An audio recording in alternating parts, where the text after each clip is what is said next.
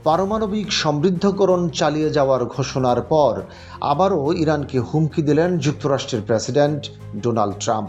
সোমবার স্কটল্যান্ডে এক সংবাদ সম্মেলনে তিনি বলেছেন, তারা আবার ইউরেনিয়াম সমৃদ্ধকরণ শুরু করলে আমরা আগের চেয়েও দ্রুত সেটি মুছে দেব।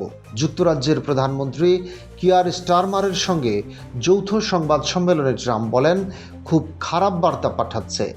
আমরা তাদের পারমাণবিক সক্ষমতা ধ্বংস করেছিলাম, সেটি পুনরায় শুরু করলে এবার চোখের পলকে তা শেষ করে দেব। তিনি আরও বলেন, আমরা সেটি করব খুশি মনে এবং প্রকাশ্যে। গত জুনে যুক্তরাষ্ট্র ইরানের ফোর্দো, নাতাঞ্জ ও ইস্পাহানের 3টি পারমাণবিক স্থাপনায় হামলা চালিয়েছিল। ট্রাম্প তখন দাবি করেছিলেন, এই হামলায় ইরানের পারমাণবিক কর্মসূচি সম্পূর্ণভাবে ধ্বংস হয়ে গেছে। তবে গোয়েন্দা সংস্থা বলছে ক্ষয়ক্ষতি প্রত্যাশার চেয়ে কম হয়েছে, ফলে ইরানের কর্মসূচির অগ্রগতি কিছুটা সময়ের জন্য পিছিয়ে গেছে মাত্র। ইরানের পররাষ্ট্রমন্ত্রী আব্বাস আরাঘচি সম্প্রতি ইউরোপীয় 3 দেশের সঙ্গে আলোচনার আগে বলেছেন, ইরান শান্তিপূর্ণ উদ্দেশ্যে পারমাণবিক সমৃদ্ধকরণের অধিকার থেকে সরে আসবে না।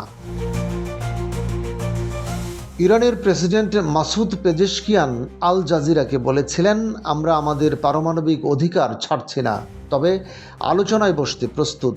যুদ্ধবিরতি স্থায়ী হবে কিনা সে বিষয়ে আমি খুব আশাবাদী নই। ট্রাম্পের বক্তব্যের পর আরাঘচি বলেন, ইরান কখনোই হুমকি ও ভয়ভীতি দেখানো ভাষায় সাড়া দেবে না।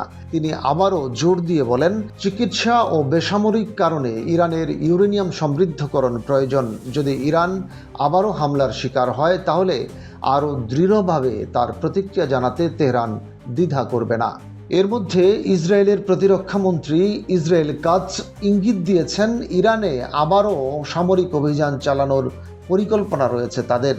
তিনি বলেছেন, খামেনিকে এই বার্তা দিতে চাই, যদি আপনি ইসরায়েলকে হুমকি দেন, তবে আমাদের দীর্ঘ হাত এবার আরও জোরে তেহরান পর্যন্ত পৌঁছাবে, ব্যক্তিগতভাবে আপনার কাছেও।